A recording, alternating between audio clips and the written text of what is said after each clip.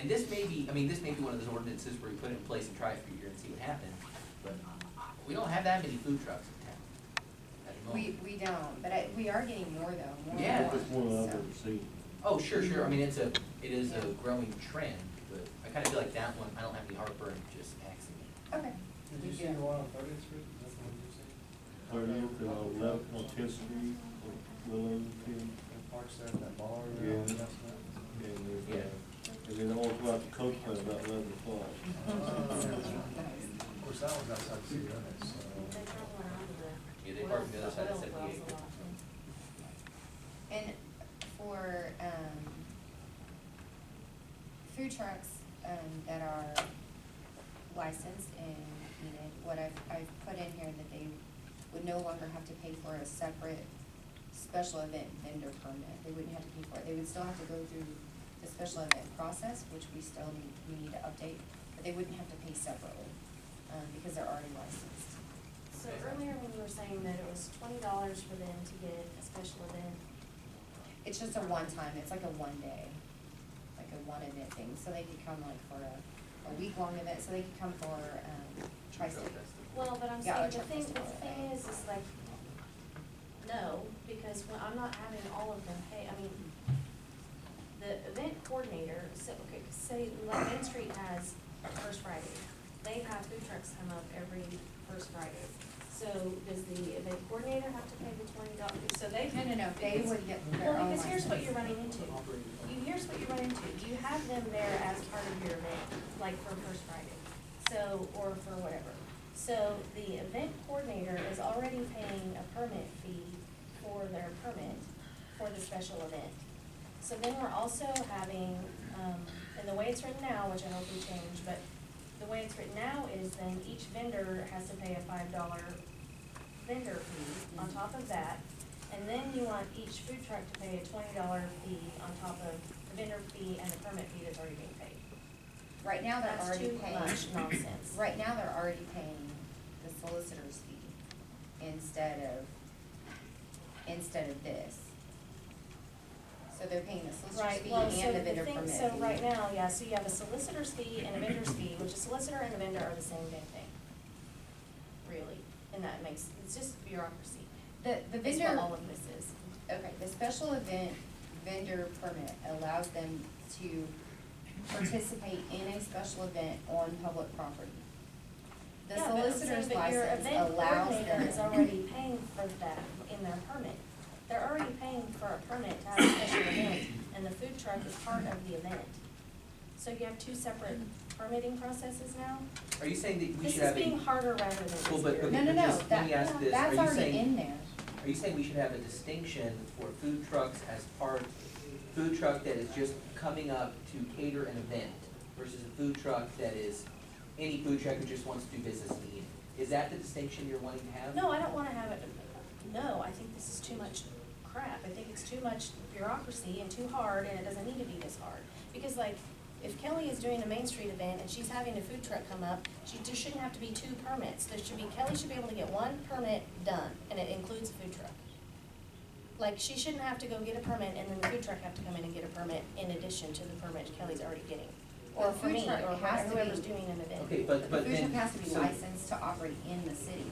But that's Just like- part of the special event permit Well, already. but No, I think, it's If Tammy, they have that- to get a vendor, permit, it is. It's that But one that's page not. in the deal. That's not what that does. well, but That's Tammy, what isn't I've been that, told all week. That's Isn't- not what that particular, I mean, this does. wouldn't be necessary if you had a food truck, if you have a food truck who is in Enid and is already licensed to operate in Enid, it's $75 and they're good for a year.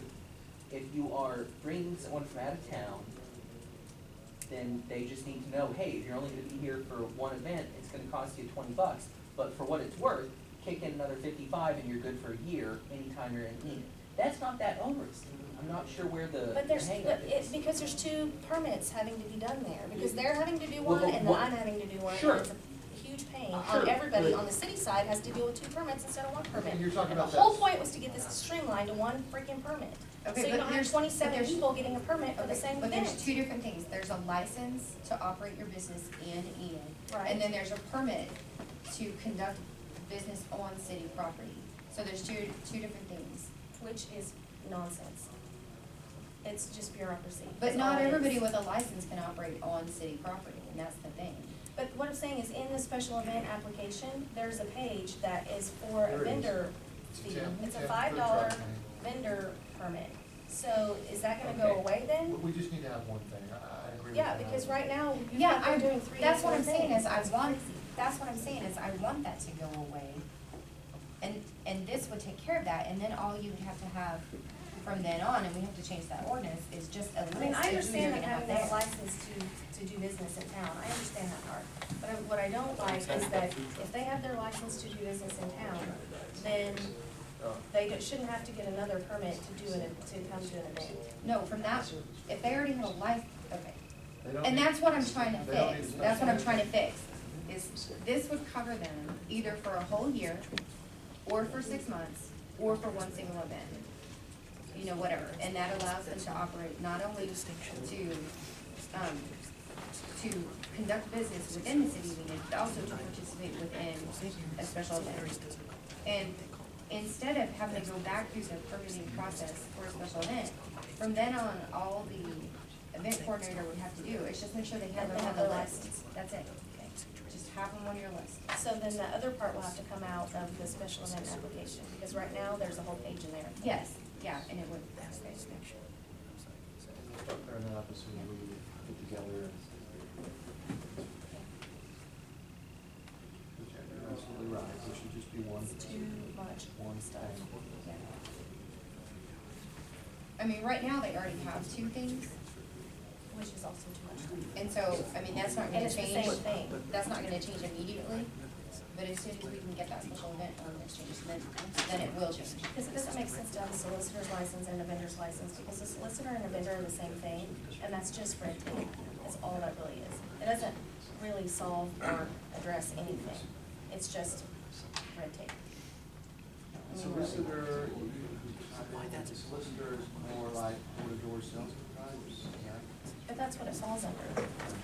Yeah, it And does. so then you have a The vendor food- and a okay. solicitor, and vending and soliciting are the same thing. They're both selling things. Our food is no longer gonna fall, and that, actually, that's in So that too. takes that out. Yeah, yeah, our food is completely coming out of the solicitor's ordinance. We are agree that you just take one. We'll make sure that it says that. So, Now you say that already, right?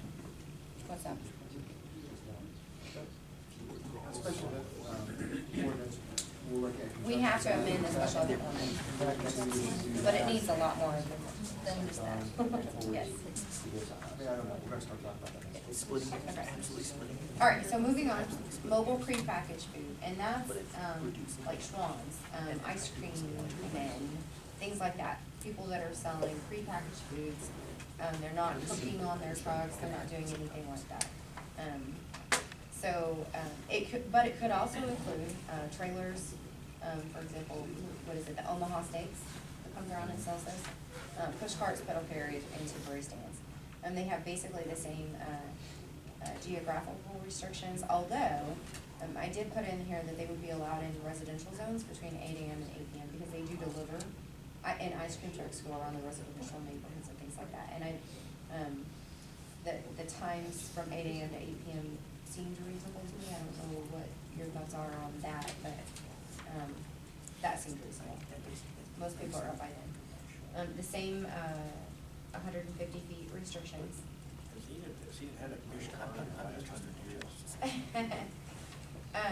No, but wouldn't it be cool to see some downtown, like for First Friday? I mean, I haven't seen any anyway, but that would be really cool. I did have the temporary stops for, not more than 10 minutes in there, and that makes more sense, like for an ice cream truck.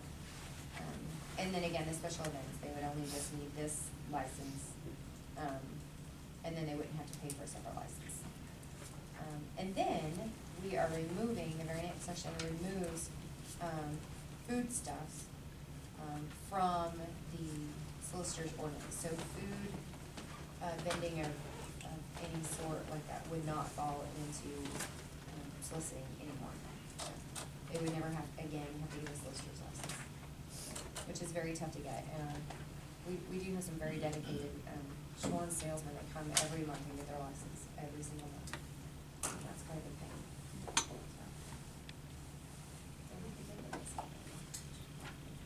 yeah, they get their license for the whole year. And then we get. Sounds like we need to fix the special event, that part of the special event ordinance. There's more than I, needs to be sure, fixed. there is Yeah. any number of special events. But yes. If that is approved in 2 weeks, when will it take effect? 30 days later? It would, yes. Well, about probably Right after. 35 days later, probably. But it's 30 days after it's published, and it takes a couple days to get it published. So Tri-State's 1st of May. it would be effective. And, I mean, I see it more important for the Friday, that first Friday, to go to that. Well, and hopefully it's gonna be one of those where somebody gets their permit, has a good time up here, and is willing to come back. We want, Yeah, 2 weeks. Well, that's the thing, is I don't want it to be so hard every time that nobody wants to do anything. sure. This should be easier than getting a solicitor's license. I don't think. Should be. You can actually have a criminal background on these, just no violent crimes or crimes where you have to register as a sex offender. Anything else? Any questions about those? Yeah, just to follow up on your question, Commissioner, I just sent you an email, but what engineering just pulled up for me on the 9.8 Broadway project. Yeah. Was, that total bid was 494,586, but it's broken down, 295 is for the trail, 199. Great, I'm happy. So therefore, you know, the difference there in the trail is about 55,000 in the budget amount. Well, let's use what we can. Thank you, Gerald. We will adjourn and meet upstairs at 6:30.